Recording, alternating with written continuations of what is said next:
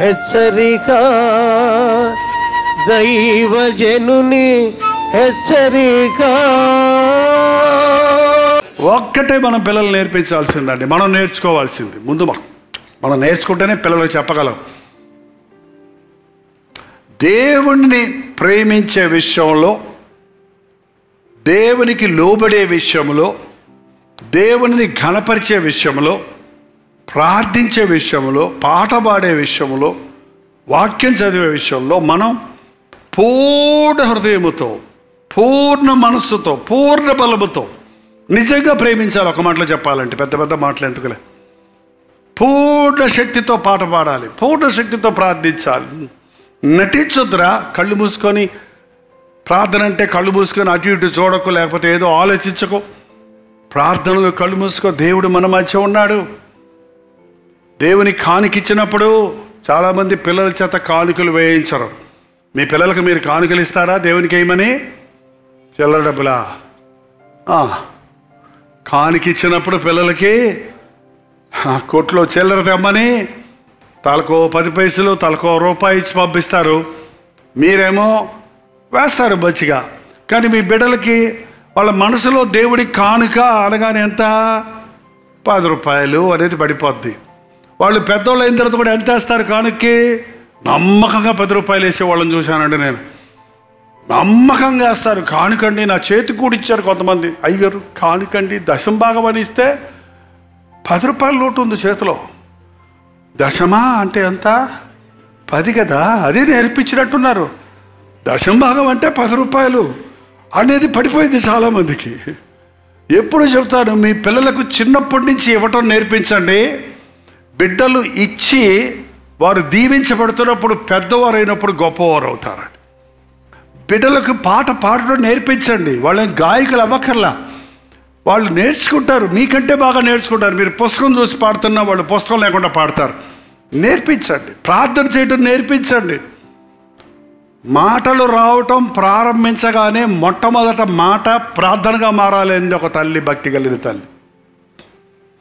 మీరు ప్రార్థిస్తుంటే మీరేమో నేర్పించనే అక్కర్లేదు, వాళ్ళు నేర్చుకుంటారు. మీరు మోకరిస్తే వాళ్ళు మోకరిస్తారు. చిన్నపిల్లలు మీరు ముసుగేసుకుంటే చిన్నపిల్లలు పక్కన కూర్చొని ముసుగేసుకుంటారు. చూడండి కావాలంటే. మీరు అన్ని విషయాలలో మీ బిడ్డలకు ఏది చేసినా పూర్తి మనసుతో మ్యాక్సిమం చేసేటట్టుగా నేర్పిస్తే వాళ్ళు ఎప్పుడూ జీవితంలో దేవుడికి ప్రథమ స్థానం ఇస్తారు.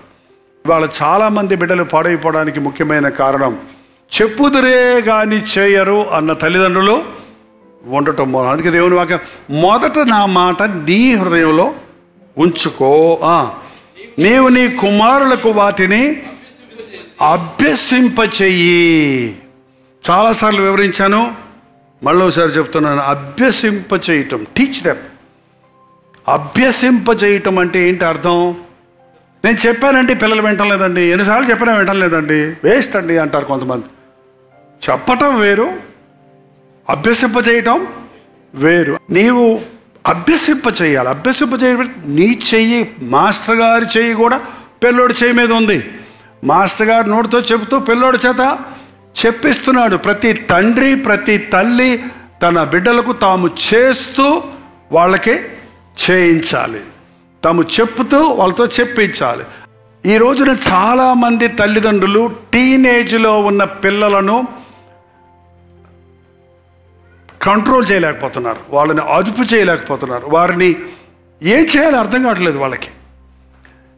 టీనేజ్లోకి వచ్చినప్పుడు వాళ్ళు చాలా సెన్సిటివ్ అయిపోతారు. గట్టిగా తిట్టావా వెంటనే వాళ్ళకి కోపం వచ్చేస్తుంది. వాళ్ళు చాలా కృంగిపోతారు. అవసరమైతే కొన్నిసార్లు తిరగబడతారు. లేకపోతే రెండిట్లో ఏదో ఒకటి జరుగుద్ది. There are a set of people. కొంతమంది దిద్దుబాటు ఇచ్చినప్పుడు గట్టిగా అరిసేసి తిరగబడిపోయి మన మీద రెచ్చిపోతారు. కొంతమంది ఏమనరు, ఏమనకుండా తమ తప్పు గురించి హెచ్చరిస్తున్నప్పుడు లోపట కక్షను, లేకపోతే కోపాన్ని, లేకపోతే నిరుత్సాహాన్ని, లేకపోతే బాధను పెట్టుకొని అలాగే కృంగిపోయి అప్సెట్ అయిపోయి ఒకలాగా మూడీగా తయారవుతారు.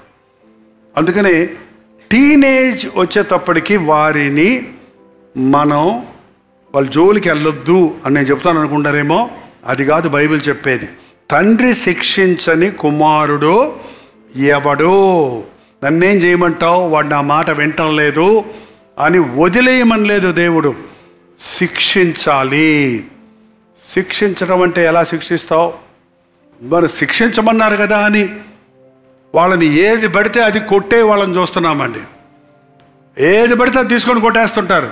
గాయాలయ్యి రక్తాలు గారేదాకా కొట్టే తల్లిదండ్రులు తెలుసు నాకు. అది కాదు శిక్ష, అది కాదు శిక్ష. ఆ శిక్ష ఫలము నీవు అనుభవించినట్లుగా ఒక మోతాదులో శిక్షించడం నేర్చుకోవాలి. ఏ అతిక్రమానికి, ఏ తప్పుకి, ఏ పొరపాటుకు ఎంత శిక్షో అంతవరకే శిక్షించాలి. శిక్షించాలి, తప్పు చేసినప్పుడు శిక్షించాలి. ప్రస్తుత దినాల్లో లేక శిక్షాకాలంలో శిక్ష ఇష్టంగా ఉండదండి. అందుకే చాలామందికి తండ్రి అంటే ఇష్టం ఉండదు, తల్లి అంటే ఇష్టం ఉంటుంది.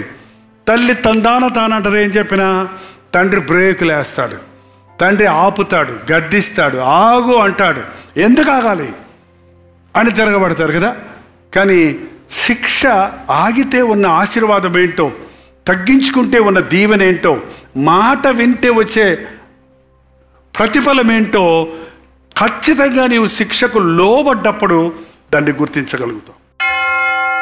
ప్రార్థన. పరిశుద్ధుడా, ప్రేమగల తండ్రి, ఒక్కసారి మా వైపు చూడయ్యా. మా తండ్రిగా నీ ఉన్నావని, మమ్మల్ని తీర్చిదిద్దుతున్నావని, ఆ పరలోక రాజ్యములోనికి చేరు వరకు, నీ సారూప్యంలోనికి మేము మారు వరకు, మాలో ఉన్న ప్రతి ఆ పాతాదాము స్వభావం నుండి, పితృ పారంపర్యమైన వ్యర్థ ప్రవర్తన నుండి మేము పరిశుద్ధపరచబడుటకు నీ వాక్యమనే ఉదక స్థానముతో మమ్మల్ని శుద్ధి చేస్తున్నందుకు వందనములయ్యా.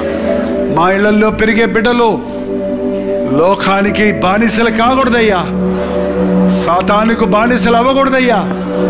మా బిడ్డలను పెంచడం మాకు నేర్పించయ్యా, నీ వాక్యం మాకు నేర్పించయ్యా.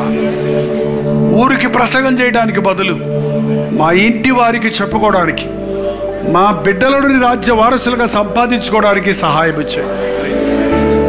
నా తండ్రి సరిలేడే, నా తల్లి సరిలేదే అని దుఃఖముతో ఉన్న వారికి నేనున్నాను అన్న నీ అభయమునిచ్చి నీవే మా తండ్రిగా ఉండి మమ్మల్ని ఆదరించుము నాయన.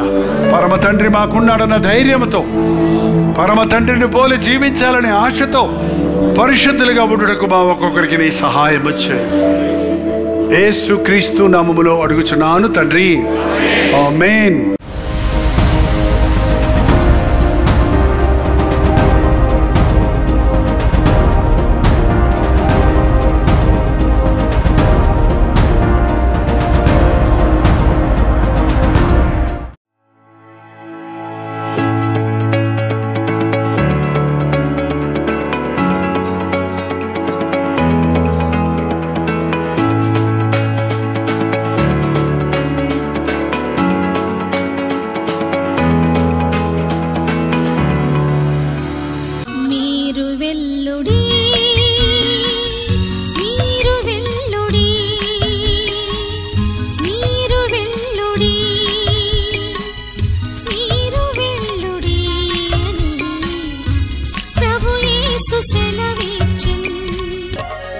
సర్వలోకముకు సువార్తనందించుడి,